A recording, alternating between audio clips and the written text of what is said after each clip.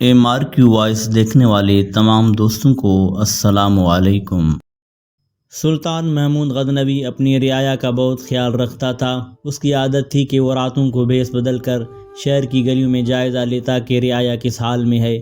ایک مرتبہ کا ذکر ہے کہ سلطان محمود غزنوی اپنے معمول کے مطابق بھیس بدل کر شہر میں پھر رہا تھا کہ اسے ایک جگہ پر چند افراد اکٹھے جاتے ہوئے دکھائی دیے جو کسی جگہ چوری کرنے کی نیت سے جا رہے تھے۔ سلطان محمود غزنوی کو اپنی طرف آتا دیکھ کر چور خوف زدہ ہو گئے کہ یہ آدھی رات کے وقت کون اس طرف آ رہا ہے۔ چونکہ انہوں نے سلطان کو بالکل نہیں پہچانا تھا، اس لیے کہنے لگے تم کون ہو؟ سلطان نے کہا میں بھی تمہاری طرح کا ایک آدمی ہوں۔ چوروں نے سمجھا کہ شاید یہ بھی ہماری طرح کا کوئی چور ہے جو آدھی رات کے بعد چوری کی نیت سے نکلا ہے۔ چنانچہ انہوں نے اطمینان کا سانس لیا۔ سلطان محمود غزنوی نے ان سے کہا اتنی رات گئے تم کس ارادے سے پھر رہے ہو؟ وہ کہنے لگے اسی ارادے سے جس ارادے سے تم پھر رہے ہو، یعنی چوری کرنے کی نیت سے۔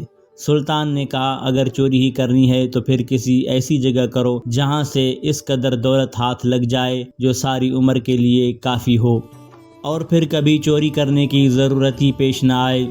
میرا مشورہ ہے کہ شاہی محل لوٹتے ہیں جہاں سے ہمیں بہت بڑا خزانہ ہاتھ لگ سکتا ہے۔ چوروں نے سنا تو بہت خوش ہوئے اور سلطان کی جرت اور بہادری پر اش اش کر اٹھے اور کہا واہ بھائی واہ، تم تو بڑے بہادر اور جرت مند ہو، کیونکہ شاہی محل میں چوری کرنا بڑی ہمت اور حوصلے کا کام ہے اور تم اس بات کو کرنے میں ذرا بھی نہیں گھبرائے۔ ہم تمہیں آج سے اپنا سردار مانتے ہیں، تم جو حکم دو گے ہم اس کی اطاعت کریں گے، لیکن جو کام تم نے شاہی محل والا بتایا ہے وہ بڑا مشکل ہے۔ سلطان نے کہا میرے ہوتے ہوئے تم ذرا نہ گھبراؤ اور اب تیاری پکڑو۔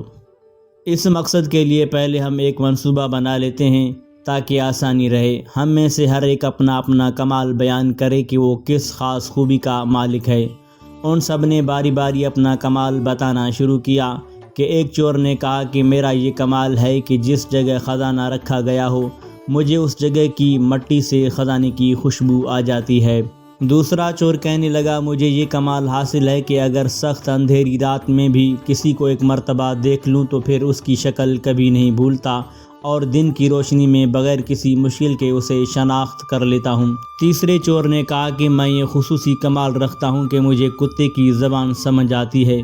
چوتھا چور بولا مجھے یہ کمال حاصل ہے کہ چاہے محل کی دیوار کتنی اونچی ہو، اگر میں رسی پھینکوں تو وہ فوراً دیوار کے اوپر جا کر فٹ ہو جاتی ہے، جس کے باعث ہم آسانی کے ساتھ محل کے اندر پہنچ سکتے ہیں۔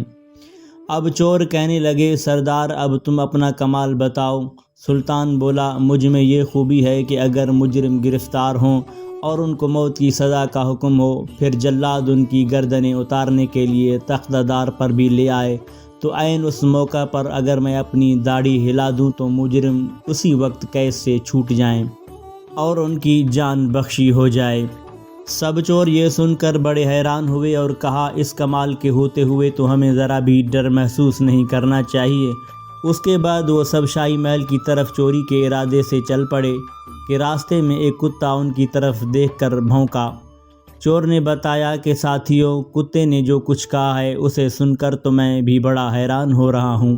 اگر تم سنو تمہیں یقین ہی نہ آئے۔ باقی چوروں کو بھی تجسس ہوا، کہنے لگے بتاؤ تو صحیح کتا کیا کہہ رہا ہے؟ وہ بولا کتا کہہ رہا ہے کہ ان پانچوں میں سے ایک بادشاہ ہے۔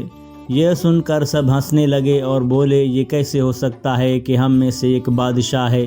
وہ چور کہنے لگا بے شک تم اس بات پر ہنسو لیکن کتا یہی کہہ رہا ہے۔ ان سب نے اپنے دل کو تسلی دینے اور بات کو اپنے مطلب کے مطابق سمجھتے ہوئے کہا کہ کتے کے کہنے کا مطلب یہ ہے کہ یہ پانچوں شاہی خزانہ لوٹنے جا رہے ہیں، پانچوں بادشاہ ہوں گے۔ یہی باتیں کرتے ہوئے وہ شاہی محل میں پہنچ گئے۔ اس چور نے ایک ہی بار جو رسی پھینکی تو وہ محل کی دیوار کے اوپر جا لگی۔ اس کے بعد سب باری باری دیوار پار کر گئے۔ اب خزانہ سونگھنے والے چور کی باری تھی، چنانچہ اس نے اپنا کمال دکھایا اور سب نے مل کر وہاں سے خزانہ نکال لیا اور جس راستے سے آئے تھے اسی راستے سے خزانہ لے کر باہر نکل آئے۔ ابھی صبح نہیں ہوئی تھی اور رات کا اندھیرا باقی تھا۔ وہ فوراً شہر کی حدود سے باہر نکلے اور ایک جنگل میں بیٹھ کر خزانہ تقسیم کرنے کا پروگرام بنایا، مگر سردار نے کہا کہ ابھی ہم خزانہ یہاں دفن کر دیتے ہیں، جب سپاہی خزانے کی تلاش میں ناکام ہوں گے تو نکال کر تقسیم کر لیں گے۔ جب خزانہ دفن کر کے سب گھروں کو جانے لگے تو سردار نے سب سے ان کے گھروں کے ایڈریس لے لیے تاکہ ڈھونڈنے میں آسانی ہو۔ سلطان اپنے محل واپس آ گیا۔ صبح اچانک شور اٹھا کہ شاہی خزانہ لوٹ لیا گیا ہے۔ فوری طور پر سپاہی چوروں کی تلاش میں بھاگے۔ سلطان نے سپاہیوں کے سربراہ کو چاروں چوروں کے نام اور پتہ بتایا اور انہیں گرفتار کرنے کا حکم دیا۔ چنانچہ سپاہی فوراً چاروں کو پکڑ لائے۔ چور حیران کہ آخر انہیں ہمارا پتہ کیسے ملا، ہماری مخبری کیسے ہوئی، آخر ہمارا سردار کہاں ہے؟ خزانہ کی چوری کے جرم میں انہیں سزائے موت کا حکم سنایا گیا۔ یہ حکم سن کر ان کے حواس باخطا ہو گئے اور آپس میں کہنے لگے، ہمارا سردار ہوتا تو ایسے وقت میں اپنا کمال ضرور دکھاتا۔ افسوس ہمارا سردار نہیں پکڑا گیا، اب تو وہ خود ہی اکیلا خزانہ پر قبضہ جما لے گا۔ جب انہیں تختہ دار پر لے جایا جانے لگا تو حکم ملا کہ چوروں کو سلطان کے سامنے لایا جائے، اگر وہ کوئی آخری خواہش کرنا چاہیں تو مرنے سے پہلے پوری کی جا سکے۔ جب چور سلطان کے سامنے پیش کیے گئے تو سلطان محمود غزنوی پورے شاہی لباس میں تھا۔ اچانک اس چور کی نظر سلطان پر پڑی جو اندھیری رات میں بھی ایک بار دیکھی ہوئی شکل کبھی نہیں بھولتا تھا اور دن میں شناخت کرنا کوئی مشکل نہ تھا۔ اس نے پہچان لیا کہ تخت پر جو شخص جلوہ افروز ہے وہی رات کے وقت ہمارا ساتھی تھا۔ اس نے آہستہ سے اپنے ساتھی چور کے کان میں کہا، اے دوست، رات کو کتے کی کہی ہوئی بات اب سمجھ آئی ہے۔ کتا ٹھیک ہی کہہ رہا تھا کہ ان پانچوں میں ایک بادشاہ ہے۔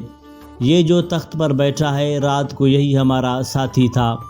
دوسرا چور اس کی بات سن کر کہنے لگا، ارے احمق، کیا بکواس کرتے ہو؟ رات کو تم نے ایک کتے کی بات پر یقین کر کے چور کو بادشاہ بنا دیا، اب تم بادشاہ کو چور کہہ رہے ہو؟